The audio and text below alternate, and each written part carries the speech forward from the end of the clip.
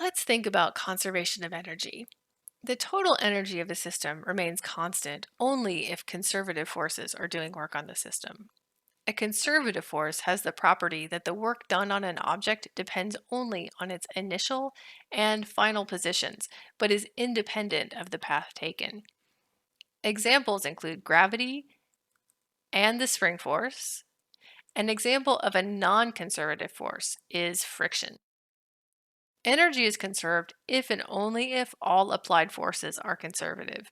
If only conservative forces are acting on a particle, then we can say that T1 plus V1 equals T2 plus V2, where T is kinetic energy and V is potential energy. Potential energy typically includes gravitational potential energy, Vg, and elastic potential energy, Ve. Elastic potential energy is associated with springs. This is the conservation of energy equation, and we will use it a lot in this course. Here are a few key formulas that you should add to your formula sheet if you haven't already. Kinetic energy is computed as 1/2 mv squared. Gravitational potential energy is mgy, where y is the height relative to some reference line or datum. Potential energy is then positive above the datum and negative below the datum. Note that potential energy does change with the datum, which seems strange, but typically we're interested only in the differential potential energy. Spring potential energy is 1/2 ks squared, where s is the length of the spring minus the neutral position. Elastic potential energy is always positive, regardless of the spring's stretched or compressed state. We can assume that systems of particles behave much the same way a single particle does. More specifically, we assume there's no energy loss due to particle interaction, such as heat or sound being generated as a result of collisions. Therefore, the principle of work and energy applies to a system of particles, as does conservation of energy. This is a conservation of energy example, and it's a bit tricky. So let's start by noting that we have a system of particles, or in this case, blocks that we can model as particles. We're going to ask to find their speeds when block A has moved down 4 feet. The constant rope lengths will give us one equation relating the velocity of A to the velocity of B. We'll need another equation to solve for them. Since the only force doing work in this system is gravity, which is a conservative force, we can use conservation of energy as well. Starting with absolute dependent motion, define a datum through a fixed point and define a convenient direction. Identify distances from the datum to the key points in the system that are moving. Next, identify the dependent relationships between the object positions. Starting with the orange rope, we have RA plus 2RC equals a constant. For the purple rope, we have RB plus the quantity RB minus RC equals a constant. Then differentiate the equations with respect to time to obtain velocity relationships.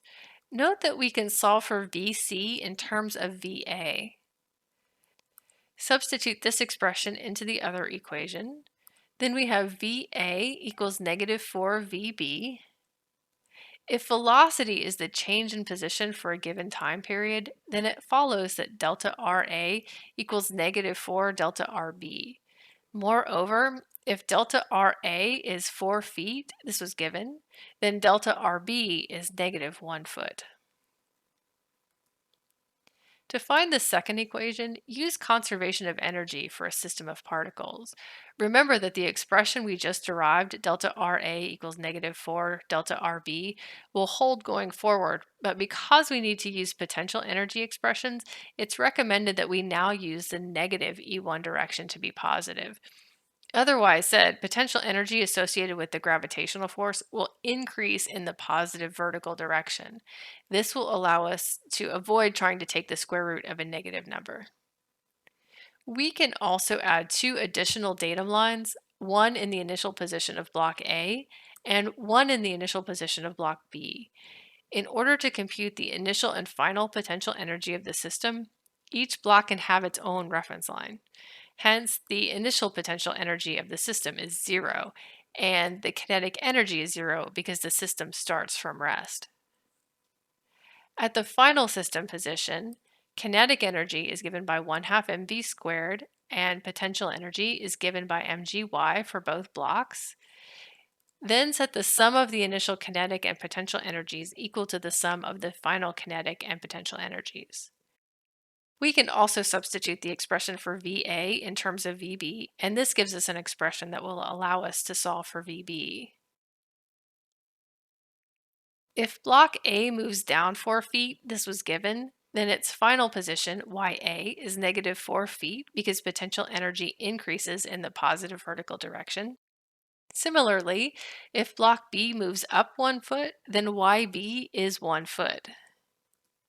Then plug in these values to our conservation of energy expression, noting that mass is the weight divided by g. Then solve for the velocity of block B. Taking the square root gives a final value of 2.29 feet per second in the positive vertical or negative E1 direction.